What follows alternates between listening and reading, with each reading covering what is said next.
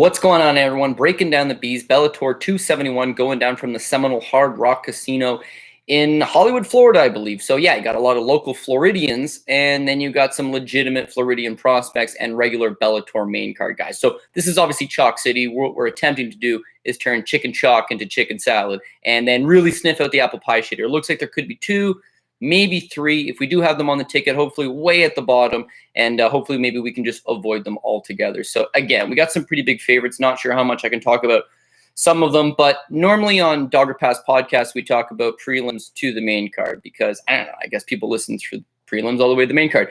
YouTube analytics say like the average person listens for like 12 minutes. So why don't we just talk about the good stuff and we'll work our way down. Cyborg taking on Kavanagh.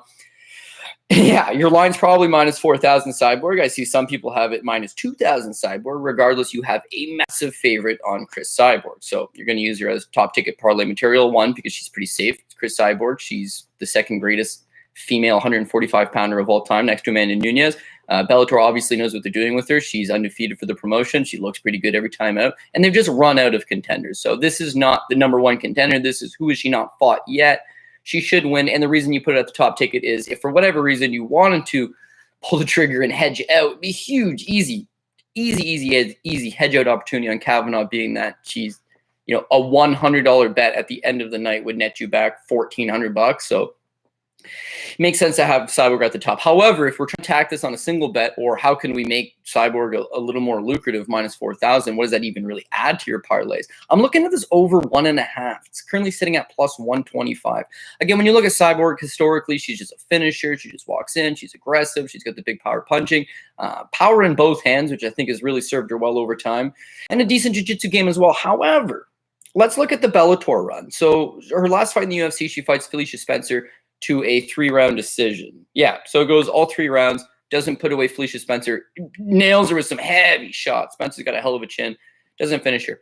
First fight for Bellator, Julia Budd. Now, Julia Budd's mid-30s. She doesn't really have a wrestling game. She's already fought Cyborg and had 0 success. This is a title fight. Cyborg does finish her the 4th round. So, again, not someone that's going to be the fastest starter. I think Cyborg, currently 36 years old, she learned her lesson from the Amanda Nunes fight, where she just walked in with reckless abandon, started chucking caution to the wind, got hit, got hurt, and instead of just trying to recompose herself, kept trying to throw caution to the wind, ended up getting knocked out. Since then in Bellator, she got that 4th round finish over Julia Budd.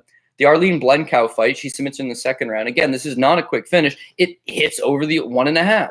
And then her last fight with Leslie Smith, as easy as a target comes in the game, very big defensive liability, hell of a chin.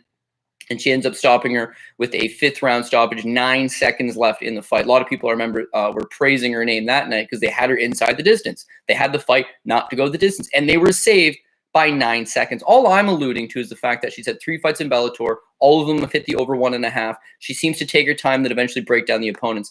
Kavanagh, meanwhile, she's at SBG Ireland, so we know for sure she's not going to win the fight. But her losses, cut, stoppage, the rest of them decisions. I think she's tough enough to last around. I think Cyborg might even have a feeling out process. And then if she takes her out midway through the 2nd, later in the 2nd, or even to the 3rd, 4th, or the 5th round, that plus 125 for over 1.5 looks good to me. So Cyborg's parlay material, as far as the straight bet on that fight goes, I would take the over 1.5 at plus money. Co-main event, Tyrell Fortune taking on Vassell. Tyrell Fortune is about a minus 200 favorite, I believe. He is a minus 190 favorite. Comeback on Linton the Swarm Vassell plus 160. Linton Vassell's always live as an underdog.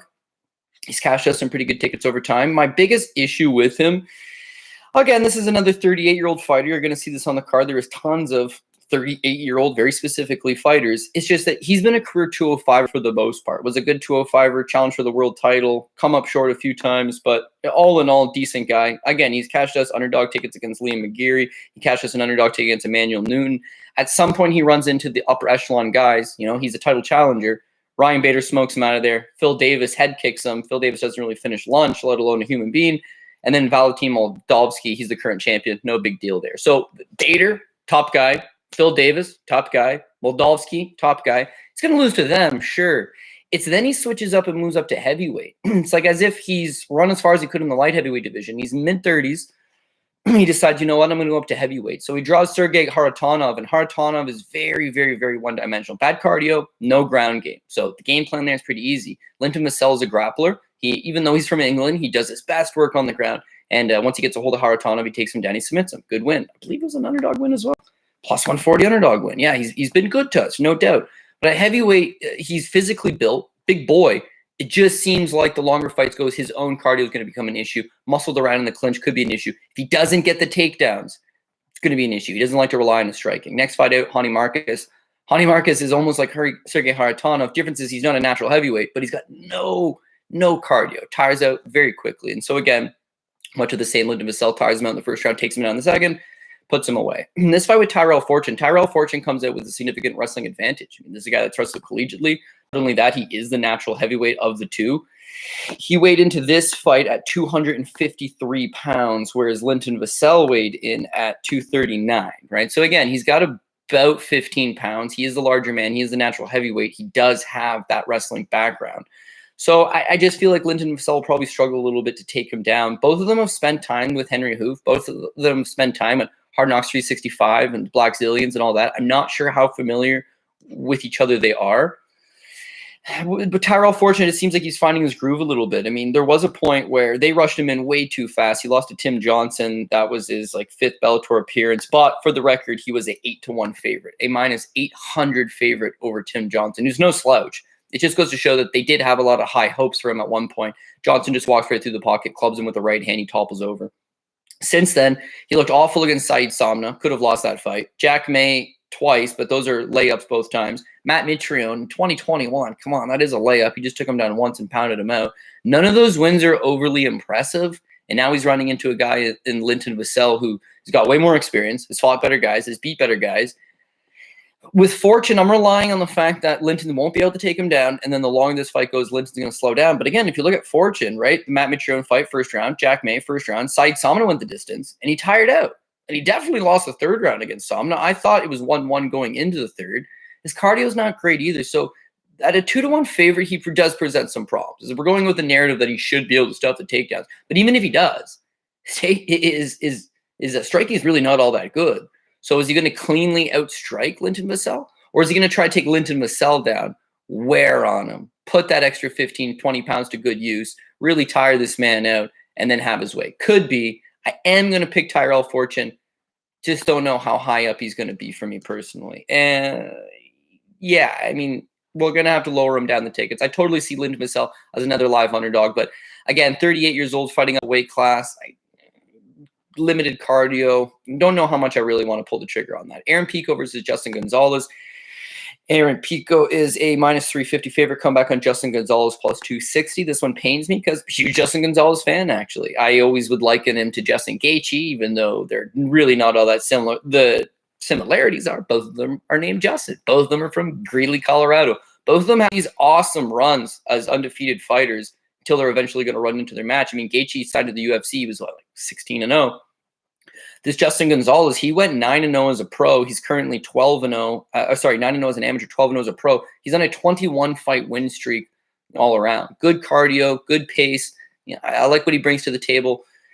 It was his last fight against Taiwan Claxton that kind of pulled me off of him, is that I was heavy on him that night. It was minus 120. This is the lock of the week. Taiwan Claxton is a failed collegiate wrestler out of Ohio, never really found his groove. Had a couple big moments in Bellator, early flying knees, whatnot. Was a dynamic fighter. And then the longer it went, he got exposed. Doesn't have the cardio, doesn't have the ground control. Just a liability the longer the fight would go. So Justin Gonzales, he's one of our picks of the week that week. And he did win a split decision, but it wasn't pretty. It wasn't pretty at all. He did struggle in spots with Claxton's wrestling. I think in spots he just never really let his hands go. And I think that's because he was worried about the threat of the takedown. But really, when you look at his record, it's been a lot of subpar fighters. I mean, I got nothing against Jake Childers, Zach Zane, Drew Brokenshire. Those are all Nick Rhodes, Nightquill. Those are all decent wins for sure. It's all relatively that same level. Now that he's in Bellator, he's going to have to start taking on some better guys. And they literally just gave him one fight, Taiwan Claxton. He wins it, and now he's in a fight with Aaron Pico. I'm just the biggest Aaron Pico supporter ever. I mean, I definitely had to take my lumps early because I talked a lot of shit about how this kid was the future of the sport. He's just got such dynamic wrestling. I think he got cheated out of a bit on the Olympic squad, but what I'm getting at is he's got Olympic-level wrestling. He was 19 years old. He used to train at American Kickboxing Academy. He knocked out Josh Thompson cold with the right hand when he was like 18 years old. Josh Thompson, obviously, former Strikeforce champion, former UFC title challenger. So this kid's special, man, absolutely special. And then he bounces around a little bit from camp to camp. He spent some time at Jackson Wink, which is a cancerous gym. He just bounced around a little bit. I don't know exactly what happened, but he loses his pro debut to Zach Freeman, chalked it up to a guillotine choke. The Henry Corrales fight, he got caught. He got caught big time. Then the Adam Borics fight, flying knee to the face. You can chalk it up to bad moments. And again, his debuts against a guy that was a 10-fight pro veteran. That's a tough debut. Henry Corrales is a junkyard dog. He's fought all the best guys in the division 2 times over. Adam Borics, also an undefeated prospect at the time. Pretty solid. Another one of these Henry Hooft-style strikers. It wasn't like they gave him an easy run. He's only 19, 20 years old at the time. They fed him right to the wolves, and the wolves did eat him up. But this kid didn't relent. This kid didn't quit. You know, he's a competitor. His entire life he competed. I don't even think he went to high school. Oh, yeah, he did go to high school. But after high school, most guys pursue collegiate wrestling. They go to college. He didn't go to college. He went right away into a competitive wrestling program that groomed you for the Olympics. Like, he bought past wrestling in college to just go wrestle full-grown men. Been a competitor his entire life. In MMA, it's the same thing. He bit off more than he could chew. Wasn't quite ready.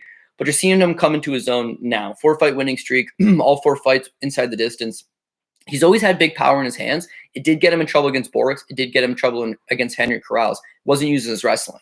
Went on record to say, you know what? I got to get back to my wrestling. Still got my hands, but I need to implement my wrestling. And I think that's been the difference maker, is that now he goes out there, he shoots the takedown. It's just so money, so effortless. Double leg takedown. Could shoot from any angle.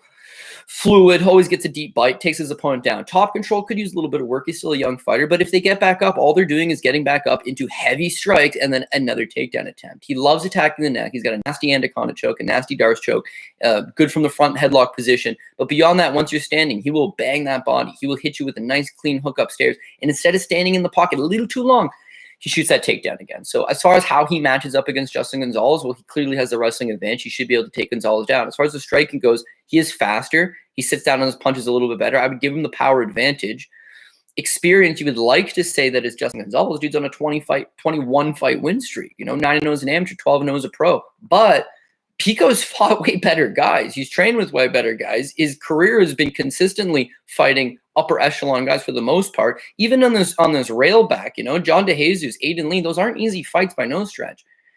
But the kid's looking good. The kid's doing exactly what he needs to do. And now he's 25 years old. I just really feel like elements are coming together for Aaron Pico. So yeah, I think he's got to go out there, get the victory over Justin Gonzales. If you want to talk about props, I would like to think that he takes him by decision. I mean, I'm big on Gonzales still. I think he's a tough, durable guy. But if you're getting taken down consistently, you're getting beat to the punch consistently, you don't have the type of pressure game to deal with it. You barely beat Taiwan Claxton. How are you going to take on Aaron Pico? I don't know. So got to go with Pico. Pico's a minus 350 favorite. Do I want to use him as the top ticket? No, simply because he has burnt me a few times in the past.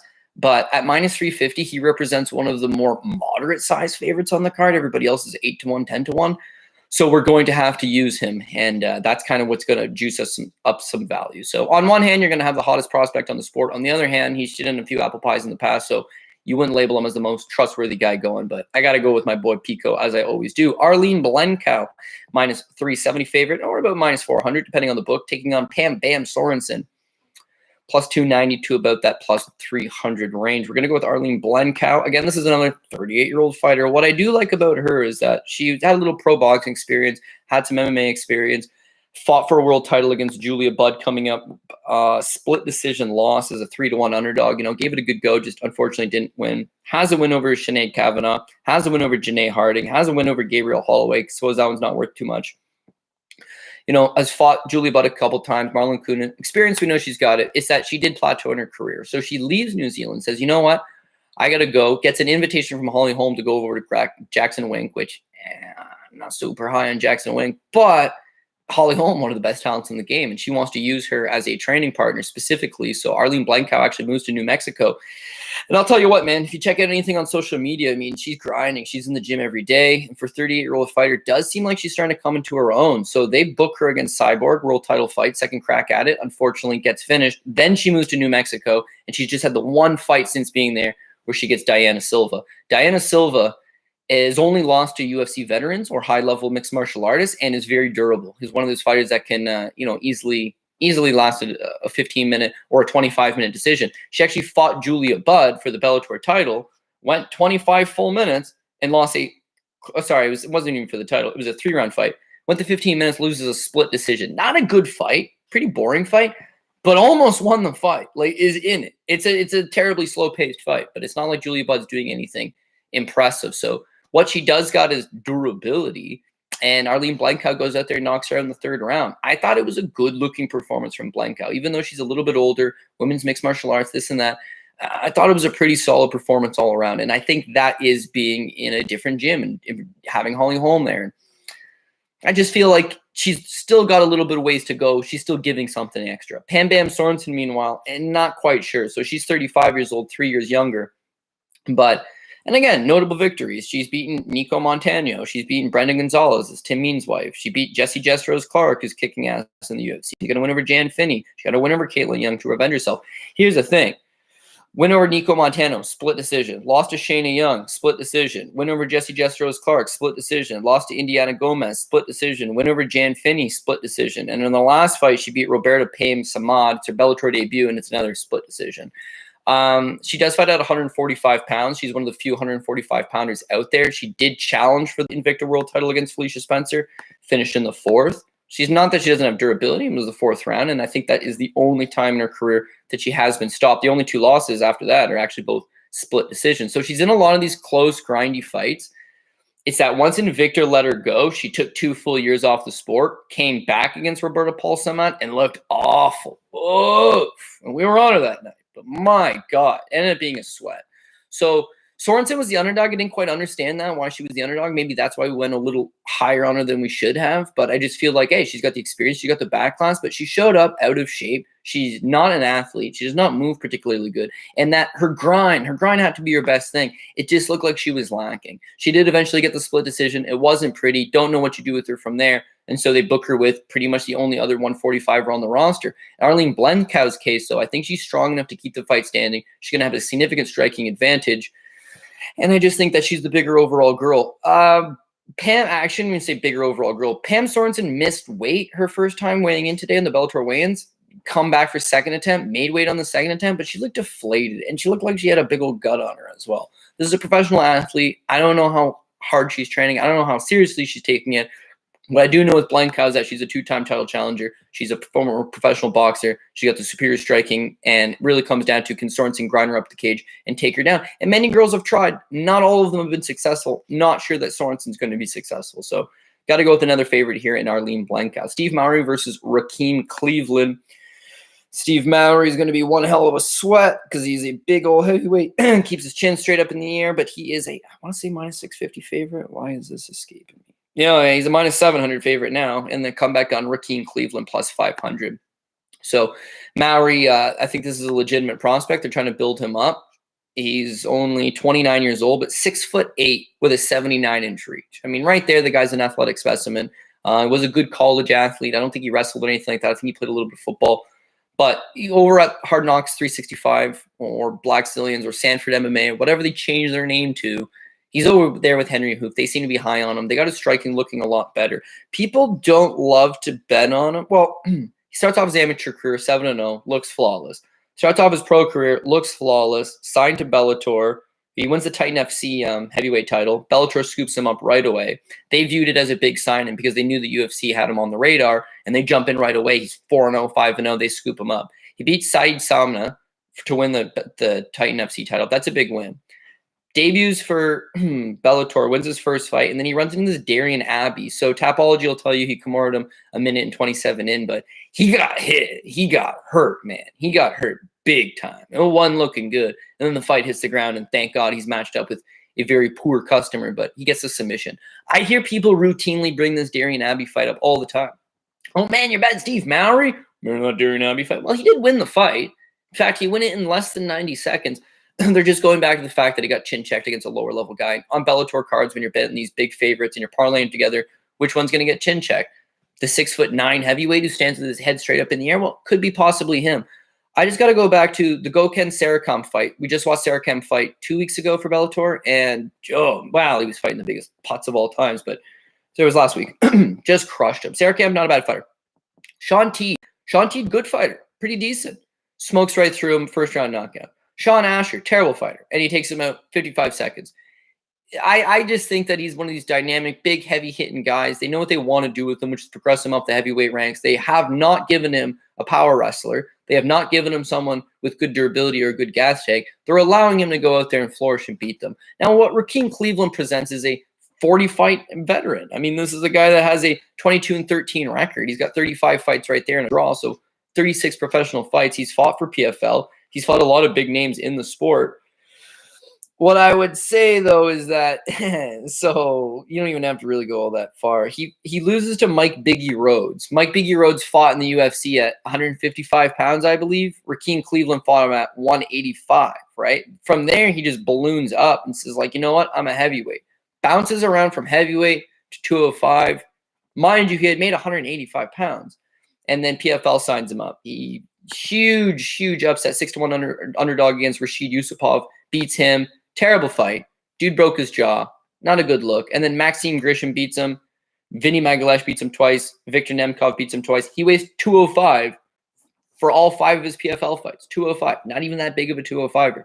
They release him. He's gone to the regional scene, and he's come up to like 265 pounds. In fact, this fight, he weighed in today at 249.6, but this is a guy that fought at middleweight. This is a guy that probably was best suited at 205, and now that he's got no major promotion, or no major contract, he just floats around the regional scene at 250 pounds. So I can see what Bellator has done here. They've got Steve Mowry, who's undefeated, good-looking kid, could grow up into a prospect, who's like 7-0 for your organization, 6-0 for your organization. And you've got Rakeem Cleveland. You've just signed him. He's been bounced from all the other major promotions he's been with. He's fought as low as 185 pounds. And yeah, he's got some big power, no doubt. Yes, he could go out there and catch Steve Mowry. It just feels like if this thing stays standing and he doesn't get that quick right hand over the top, Mowry's going to chop him away. If Mowry takes him down and ends up on top of him, it's game over. Rakeem Cleveland's very limited off his back. We expect Mowry to stand and bang. But again, Mowry does have a decent submission game in his back pocket. It's tough for these really tall guys to get low, change levels, and get the takedown, but I just see him backing up Cleveland, being stronger in the clinch, eventually either hitting an outside trip or, some type of ankle pick, disrupt his balance, trip him to the floor. And once you get on top of him, Cleveland ain't creating space. He ain't moving his hips. And it should be a Steve Mowry fight. So again, yes, we are going to play Steve Mowry. I don't know how high I have him on the potential apple pie shitters list, but he is on that list because he's a big old heavyweight who leaves his chin up in the air, and Rakeem Cleveland has no other path to victory other than bull rush this guy in the first 5 minutes and get it over with. If he does take that path, or if Mowry starts to fatigue for whatever reason because he's so used to just chewing people up, could be a problem. But we're going to roll with Steve Mowry. Bruna Ellen versus Desiree Yanez, Dirty D Yanez. Bruna Ellen is a -190, -200 favorite. Desiree Yanez is a +160 underdog. This could definitely be your potential apple pie shitter right off the hop. So Bruna Ellen is 25 years old. She signs to Bellator 2016. So that makes her, I think she's like 22 years old. 20 years old. 3 weeks after her 20th birthday, Bellator signs her. And they like her. She's a really pretty girl. She's got a hyper-aggressive striking style. Perfect. Bring her in. She loses her Bellator debut to Jessica Middleton. Not bad. She didn't have good cardio. Her body language, the longer the fight would go, just awful. Not particularly good against the clinch. Not very good off her back. Not very good against the cage. But she's 20 years old, man. So we're going to give her a pass.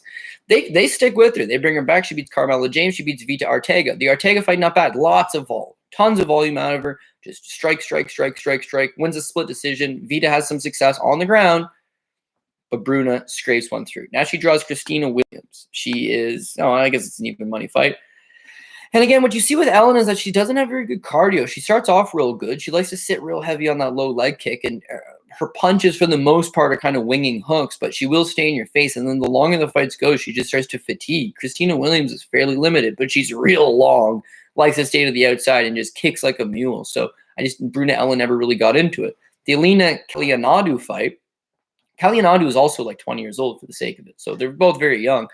But shit, man, same thing. Not a very good performance. First round, she looks good. She's landing the low leg kick. She's backing her up. She's landing with hooks. In the second round, she's tired, and her face is getting busted up. And Alina's a terrible striker. She's just simply moving forward and beating Bruna Ellen to the punch. Nasty body kick lands, but Bruna Ellen catches the body kick, follows her to the ground, ends up on top, probably solidifies her the round. She won the first round as well. Third round is actually much of the same. She's tired. She's getting backed up. She's getting beat to the punch. She catches a body kick, and returns to the ground for a little bit. Kalianandu got it up, but didn't really matter. Too little, too late. Unanimous decision for Bruna Ellen. Didn't look good. Didn't look good. And their last time against Juliana Velasquez, they did her no favors. Juliana Velasquez is A, undefeated, B, high-level BJJ and judo black belt, currently the Bellator world champion. So, and she was a plus 650 underdog. She wasn't expected to do much. She did not do much. But that fight's 2 years ago. So she effectively hasn't fought in 2 years. The last time she fought, she was 23, very young. Now she's coming back 25. I would expect improvements. I would expect her to be a little bit better. I would expect her to be a little more composed. The one thing I can't really get by is that she hasn't fought in 2 years, and she always had bad cardio to begin with. She's capable of winning the first round. In fact, she usually does win the first round. The second round is where she starts to slow down. The third round is where she's tired. And even though she's coming back as a 25-year-old, no doubt she'll be bigger, faster, stronger. No doubt she'd be more mature, but being off for 2 years doesn't usually mean you come back with revamped cardio. It usually means, oh shit, I haven't done this in a while. You're going to get tired. You're going to get tense. You're going to feel the pressure. You're going to hear the crowd. This is Florida. This is going to be a full crowd. It's that stuff gets to you. So that's what makes her a little bit, I kind of want to hesitate, I guess. Desiree Yanez, meanwhile, is nothing overly special. In fact, she used to fight at 115, so she should be a tad bit smaller. What I will give her, though, is that they signed her to fight Vita Ortega, and it's her 125-pound debut. She's even money. She comes in, first round. She's in her phase. She's aggressive. She's throwing her head's way up in the air like she's there to get countered. Bruna Allen probably will counter her, but she keeps coming forward. She does it. You know what? This fight you could easily pass on. But the Vita Ortega fight, the first round, she does okay. The second round, she gets dropped by her right hand. Vita ends up on top of her, pounds her for probably good 2 minutes. Desiree gets up and eats 2 illegal knees to the face. That causes the referee to deduct a point on Vita Ortega. I scored the first round for Desiree. I scored the second round 9-9 because of the point deduction, right? So she probably should have won the fight. But in the third round, you know, she gets beat up. Vita keeps coming forward. She's starting to get a little bit fatigued herself. Now that I'm talking about it out loud, probably both of them are going to gas out. Bruna's going to land the slightly more eye-catching shots. The judges will probably favor Bruna. She's a pretty gal. But I feel like Desiree is a live underdog in that she will be moving forward, and she don't mind shooting takedowns. Is she a good wrestler? No, not particularly, but she's got a decent double leg. She will press you up against the cage, and you know, they call her Dirty D for a reason. She can make this a grinding-style fight, and Bruna doesn't like grinding-style fights. She doesn't usually thrive in those situations. So I think I'm actually probably more bugged out the fact that it's a 2-year-long layoff. Bruna hasn't really looked all that spectacular. Doesn't really have great cardio. Is a 2-to-1 favorite. Maybe those are all the reasons where I kind of don't really love her in this spot. But again, now that we're talking about it out loud, like, is there a whole lot to love off Desiree Yanez? Are you looking to just fade Bruna? Or you like Desiree? Don't really love Desiree. Looking to fade Bruna. Not usually the best angle to approach a fight. Roman Faraldo versus Robert Turnquest. Faraldo is that jumped up big time. He's a minus 1,000 favorite now. Robert Turnquest plus 600. Makes a lot of sense to me. I guess the only thing that could go wrong for Faraldo is he's still fairly young in his career. He's 5-0 as a professional. He is 28 years old, so it's not like he's super young. But as an amateur, right, he's a lot of first-round finishes. As a professional, last fight, minute and a half. Fight before that, made it to the second round. Fight before that, first round. Fight before that, first round. So I suppose if you're looking for a guy that only has 5 pro fights and generally finishes them all inside the distance, maybe he tires the longer the thing goes. But this kid looked like a legitimate prospect right from the hop. He was fighting for Titan FC. I believe I watched his debut against this Garrick Bonteco. Moves well, big power in his hands, seems like an athletic guy. But it's after the fight he gets an open invitation from American Top Team to move down to Florida. Well, he's already from Florida, but to move over to the ATT Coconut Creek campus. And by his own accord, he's like, man, I just leveled up so much since I've been there. He never really realized how good the training could be. He's like, but now, day to day, I want to fight the best guys in the gym, and I want to lose rounds in the gym because I know when I get into the cage, it's just going to be a walk in the park. That's the right mentality you got to go through. His 2 fights since being at ATT, he knocked out Pat Casey with a flying knee. He knocked out Trevor Good with just a nasty hook, a minute and a half into the fight. He always had that big power. Just looks like he's putting it together pretty well here. And of course, being an American Top Team, some of the best guys in the world, you know his wrestling's going to not be on point, but you know he's at least wrestling with the best guys in the sport. He's grappling with the best guys in the sport. He's striking with the best guys in the sport. And he's got the best coaches in the sport overlooking the regimen. So just because you're at ATT is not a end-all be-all, but this guy looks like a legitimate undefeated prospect, only 28 years old, out of a mega camp, doing some good stuff in the sport. Meanwhile, Robert Turnquest, he is a Florida regular. The guy, I don't even know if he's ever fought outside of Florida. He's got 18 career fights, and they've pretty much all been in the same state. He's a regular. The problem is that outside of a couple of wins over Taylor Crawl, which is Roger Crawl's kid, he's always comes up short on like these steps up in competition. He fought JZ Cavalcante, was at the end of his road, lost all 3 rounds. He fought Mark Stevens from the Ultimate Fighter fame, also fought for Bellator, also fought for Strikeforce. But yeah, he actually got TKO'd in the 3rd by Mark Stevens. Real bad look. I lied. He did take 1 fight in Russia. Of course, he lost that fight as well. Comes back to Florida, and yeah, loses to Armacel Santos, 1st round heel hook. Gets knocked out by Tarmas Jupiek, 2nd round. Wins a fight, and then this is where things fall apart for him. So he beats Mike Morgan. That's at 185 pounds. This fight's at 170. Turnquest has fought a few times at 185, and he's not particularly in shape middleweight. But this is his first fight in 2 years, and he did make 170. So I just think that it's probably going to be a tough weight cut. He's a little bit older. Whenever he steps up to athletic, hard-punching guys, he generally comes up short. He's another one of these 38-year-old fighters. But beyond all that, you'll see this Jacek Bahador's fight from 2019 against Armia Fight Night 7. And Turnquest pulls out due to health problems. So apparently he couldn't pass his medical. And they're just like, listen, man, you got a lot of health issues. You need to walk away for a little bit. He walked away for 2 years.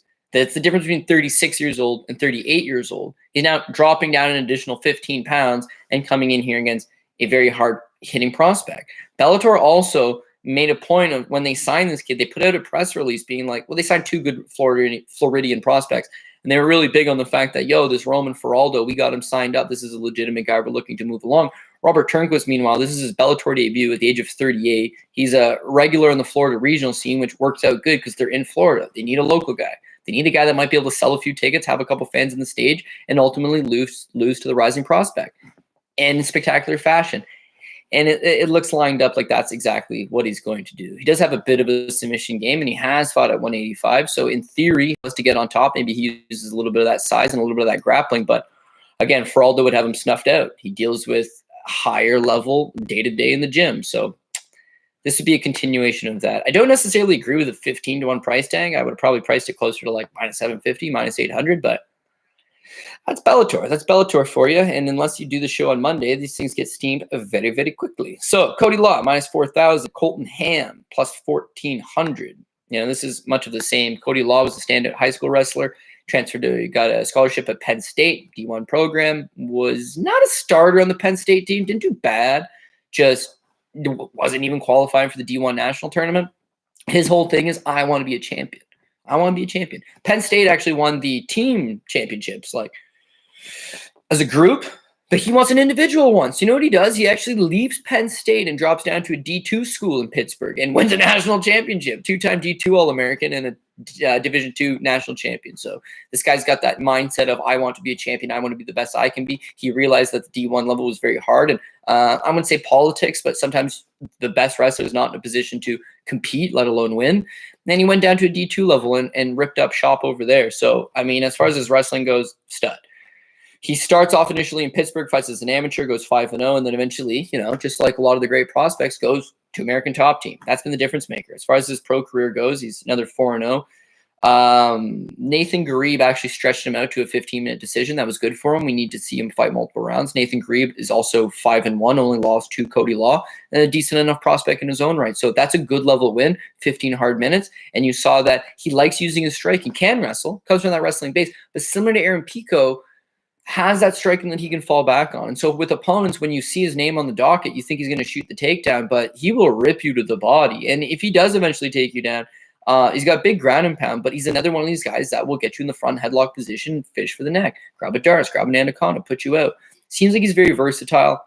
He's got all the skills that we would want in somebody. He's in the camp that we would want our guys to be at. He's 26 years old, and they're not looking to move him around anytime soon. They're looking to give him these softball matchups, which is the reason why he's a minus 2,500 favorite. Colton Hamm, meanwhile, is he's from Arkansas. He's got a bit of a submission game going to him. So I guess that in theory, he locks up a submission, but here's his issue, right? So he's 4-3 as a pro. Pro debut lasted 46 seconds. Then he got knocked out in 59 seconds.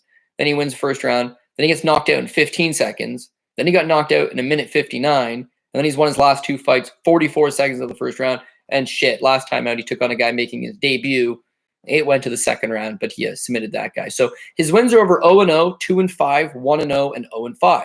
His 3 losses, he get knocked out all 3 times. One of them in 59 seconds, one of them in 15 seconds, and one of them less than 2 minutes.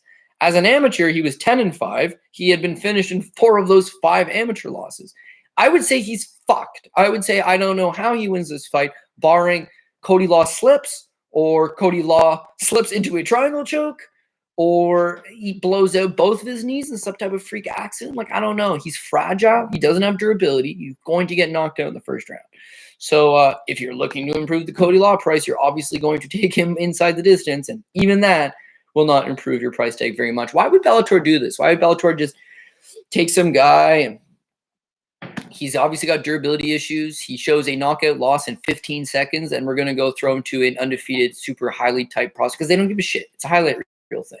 Their guys are going to look good as the UFC guys because they're going to be undefeated. They're going to have these 10-0 guys who are former national champion wrestlers who are out of meg gyms. And whereas the UFC would wait for Cody Law to win 2 more fights and then offer him a contender series contract, Bellator is just in at the ground level. And that's what they're doing to a lot of these guys. They get in at the ground level. They build you up. They give you softball matchups. They create a highlight reel for you. And then you have 1 or 2 options. Either A, take the step up, go on to bigger and better things. That's good for business. B, you leave them and you go to the UFC. That's fine. We own your entire video library. All those sweet highlights, we own those. And that actually just makes the video library worth more money. So all good stuff. Cody Law should roll. Valerie Loureda versus Taylor Turner. Valerie Loureda is a minus 420 favorite. The comeback on Taylor Turner is about 320, plus 320. Valerie Loureda is not very good. She's real hot. She got to ask for days. But she's not a very good fighter. And mind you, she's at ATT, but she's not the A team, right? So the way American Top Team works is there's like 300 fighters under the roof. Some of them come in and just get their own work in. Some of them come in and they go to pro practice. Some of them come in and they work with a specific group of coaches. And some of them come in to work as a specific sparring partner for somebody who's in camp or one of the bigger stars there, right? Loureda is not, I don't see anyway. She's not only attending these pro practices. She's not working with the best coaches at the gym. It's a lot of her coming in, doing her own thing. She's got a Taekwondo background. She's a career martial artist because her dad had her doing traditional martial arts when she was a child. And she just kind of beats to the sound of her own drum, right? She loves to shake her ass on the Instas. She's got a great following, and she's, no shame about it. She owns it. I'll give her that. As far as her fighting style goes, she's just not very good. Bellator, again, it's another one of these ground level fighters. They got her right off the hop, but they've marketed her entirely on her looks and not really on the basis of her skill.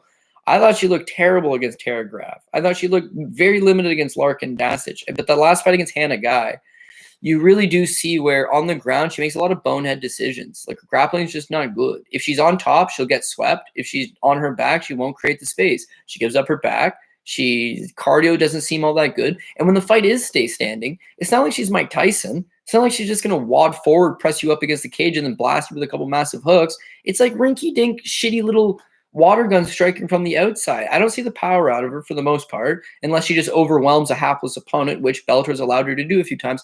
And the ground game's just not quite there.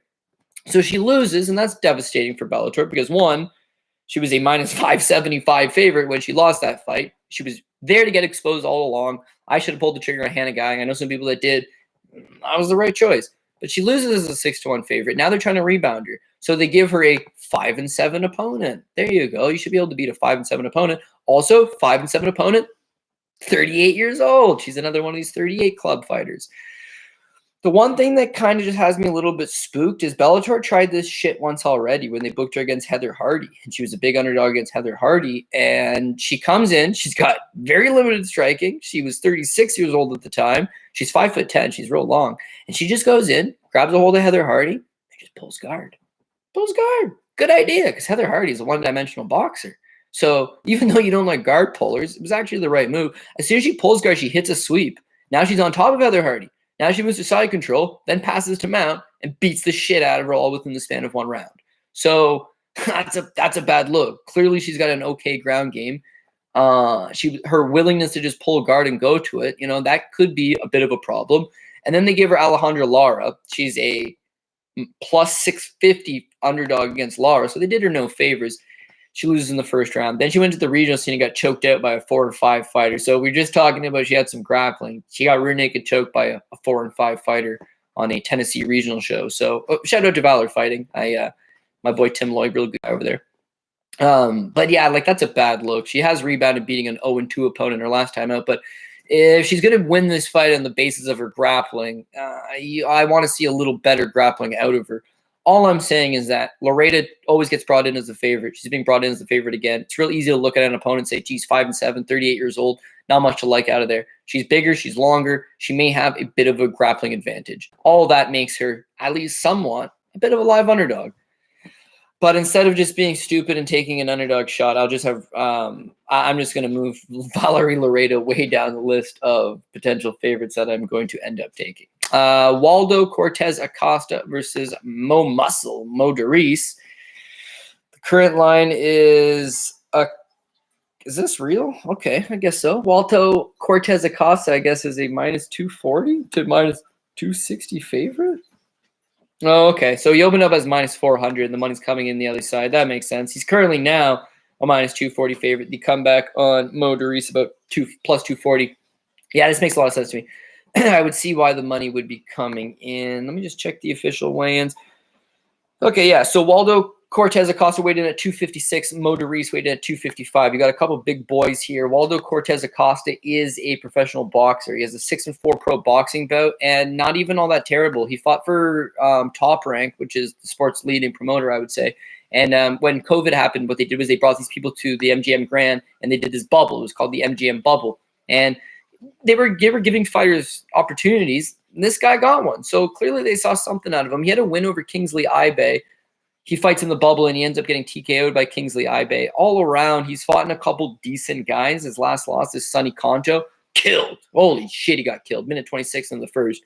Like, stiff. But the dude's a 7-0 prospect. Pretty legit guy all around. I'm not going to give him too much shit. What I will admit is he usually weighs in for like 230 in his pro boxing career. Wasn't exactly like the heaviest guy. He does stand 6'4" with an 80-inch reach, but only weighed in about 230. When you see his boxing style, and again, you can go on YouTube and you can watch some of his boxing matches. Not very good. Like you could probably get away with it a little bit in boxing, but in MMA, he's gonna get caught eventually. His hands are low, his chin's in the air, and he just tries to like wade back and evade punches a lot of the time.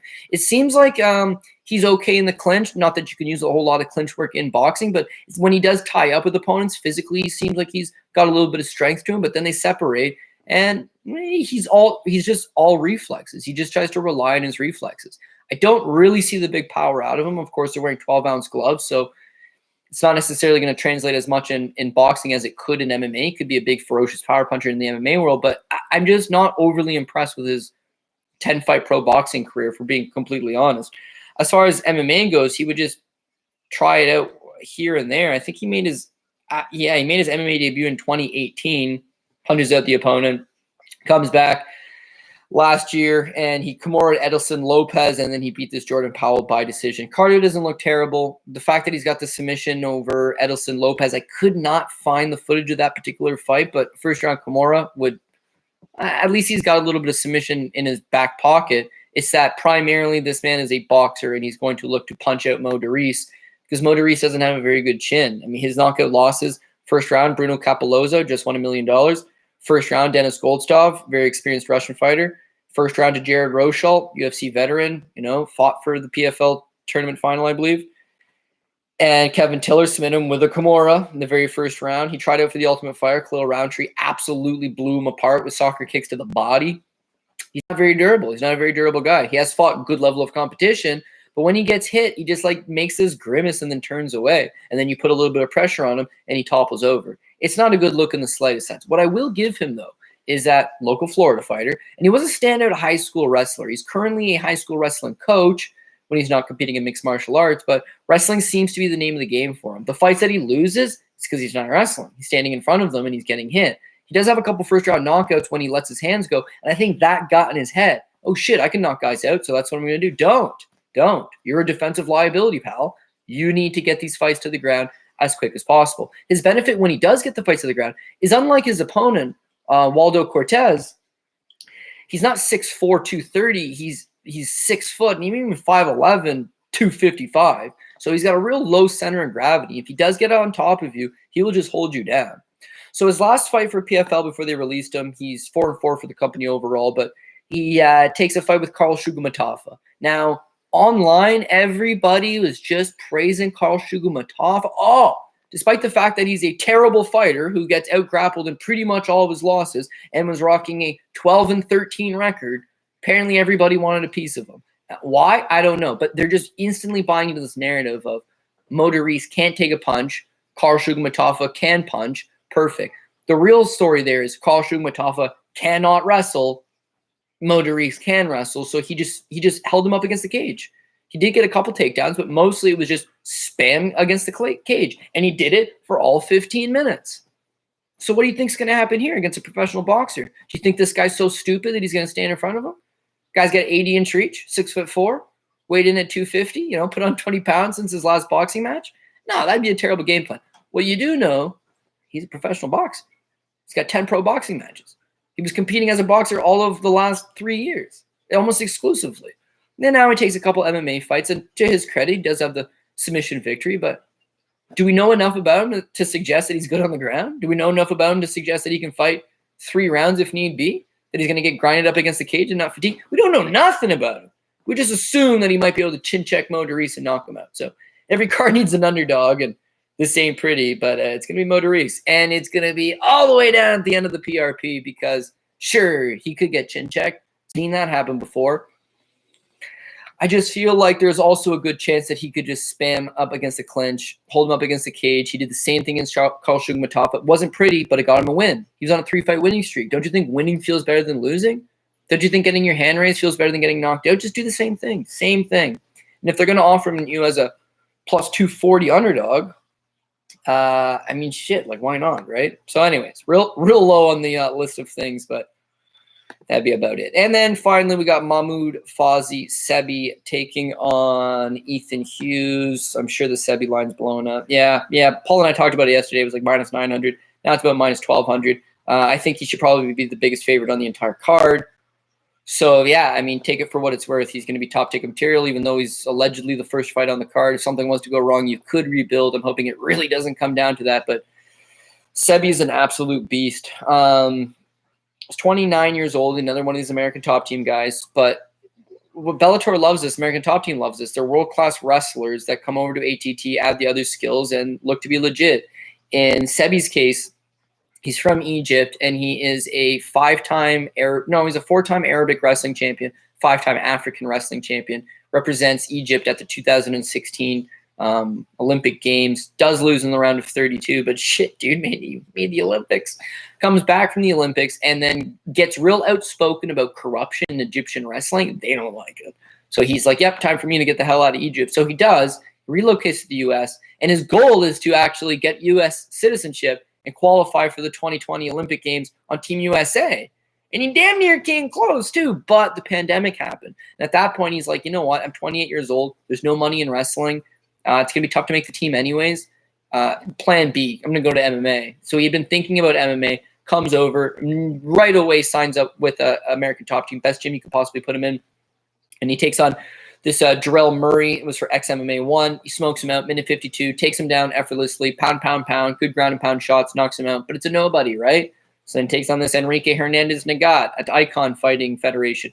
Dude, same thing. He's actually got some decent power in his hands. He's a tremendous athlete. He moves extremely good, and he's in really good shape.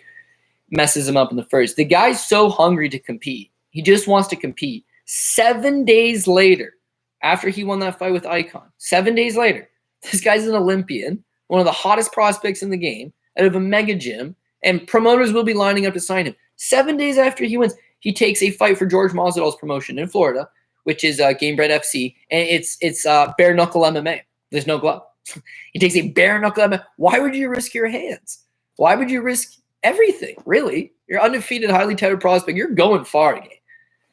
Guy just wants to compete. He's a competitor, and he's a hell of a competitor. He's a winner, and so it's the same shit. He just takes down this Eric Thompson, and minute 19, pound, ground and pound, punches him out, finish. And so now this is 3 months later. Bellator's like, we can't wait on this guy anymore. Sign him up. I love this guy. I love what he brings to the table. I think his striking is a work in progress. His ground and pound's nasty. His wrestling's nasty. He's got a winner's mindset. He is going to be all over Ethan Hughes. What could Ethan Hughes possibly do? Turn the tide, right? Well, shit. He was a 5-0 amateur, and he's also got a 2-0 pro record. So maybe he's got more MMA experience. This kid's 20 years old. Yeah, 20 years old. God damn. He started his amateur career like 3 weeks after his 16th birthday and fought 3 times in 2019, twice in 2020, won the last one on a split decision, turns pro. He's fought an 0-1 guy, and he's fought an 0-0 guy.